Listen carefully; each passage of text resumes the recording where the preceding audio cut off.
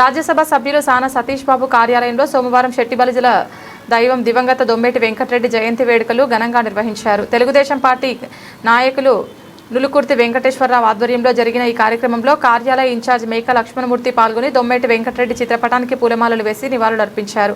అనంతరం పలువురు నాయకులు కార్యకర్తలు కూడా పుష్పాంజలి ఘటించి ఆయన సేవలను స్మరించుకున్నారు. ఈ సందర్భంగా నులుకుర్తి వెంకటేశ్వరరావు మాట్లాడుతూ దొమ్మేటి వెంకటరెడ్డి శెట్టిబలిజ సంక్షేమ సంఘం ద్వారా అనేక సేవా కార్యక్రమాలు నిర్వహించి సమాజంలో ప్రత్యేక స్థానం సంపాదించారని కొనియాడారు. శెట్టిబలిజలలో చైతన్యం కలిగించి వారి హక్కుల సాధన కోసం నిరంతరం పోరాడిన మహానీయుడుగా ఆయనను అభివర్ణించారు. దొమ్మేటి వెంకటరెడ్డి జయంతిని రాష్ట్ర వ్యాప్తంగా పండుగలా జరుపుకుంటున్నామని, ఆయన జీవితం ప్రతి ఒక్కరికి ఆదర్శమని పేర్కొన్నారు. అలాగే తెలుగుదేశం పార్టీ జాతీయ ప్రధాన కార్యదర్శి రాష్ట్ర విద్యాశాఖ మంత్రి నారా లోకేష్ తన యువగలం పాదయాత్ర సమయంలో దొమ్మేటి వెంకటరెడ్డి గొప్పతనాన్ని తెలుసుకుని అధికారంలోకి వచ్చిన తర్వాత ఆయన జయంతిని అధికారికంగా నిర్వహిస్తామని ఇచ్చిన హామీని నిలబెట్టుకున్నారని తెలిపారు.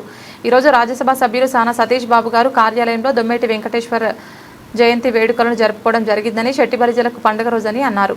కార్యక్రమంలో నాయకులు దమ్ము నూకరాజు, నారాయణ, దుర్గాప్రసాద్, గింజల శ్రీనివాస్, నీలకంఠం తదితరులు కార్యాలయ సిబ్బంది పాల్గొన్నారు.